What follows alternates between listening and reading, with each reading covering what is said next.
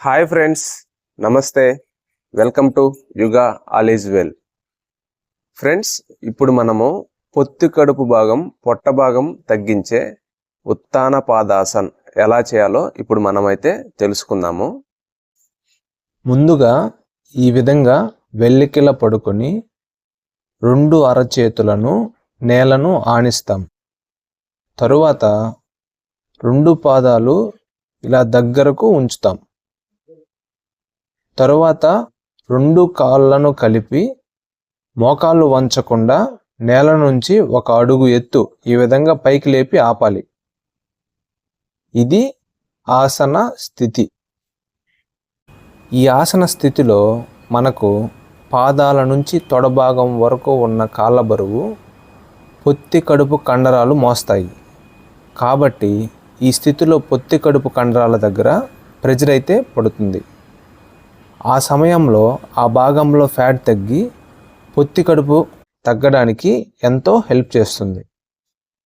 ముఖ్యంగా ఈ ఆసనం కొత్తగా ప్రారంభించే వారికి ఇలా ఒక అడుగు ఎత్తున పాదాలు లేపి ఉంచి ఆసన స్థితిలో ఉండాలంటే కొంచెం కష్టంగా అయితే ఉంటుంది.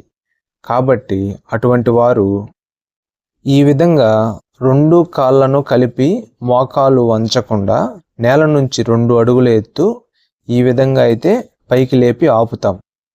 ఇది ఆసన స్థితి. ఈ విధంగా కొద్ది రోజులు అలవాటు అయ్యాక తరువాత అడుగు ఎత్తున కాళ్ళను పైకి లేపి ఉంచే ప్రయత్నం అయితే చేస్తాము. ఈ ఆసనం కొత్తగా ప్రారంభిస్తుంటే 5 సెకండ్స్ నుండి 10 సెకండ్స్ వరకు ఆసన స్థితిలో ఉంచండి. నెమ్మదిగా కొద్ది రోజుల తరువాత సమయాన్ని పెంచుకుంటూ మన శరీరం ఎంతవరకు ఆసన స్థితిలో సహకరిస్తుందో అంతసేపు ఉండవచ్చు. ఇప్పుడు నెమ్మదిగా రెండు కాళ్ళను ఈ విధంగా కిందకు దింపి 30 సెకండ్స్ ఈ విధంగా కళ్ళు మూసుకొని అయితే విశ్రాంతి అయితే తీసుకుంటాము.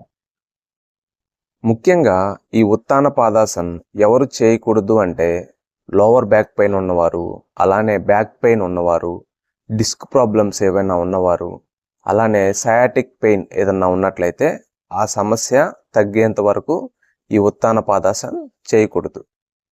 ఫ్రెండ్స్, చూశారు కదా, ఈ విధంగా ఉత్తాన పాదాసనాన్ని రోజులో భాగం చేసుకొని ఎంతో ఆరోగ్యంగా ఉండాలని అయితే నేను మనస్ఫూర్తిగా అయితే కోరుకుంటున్నాను. Thank you so much.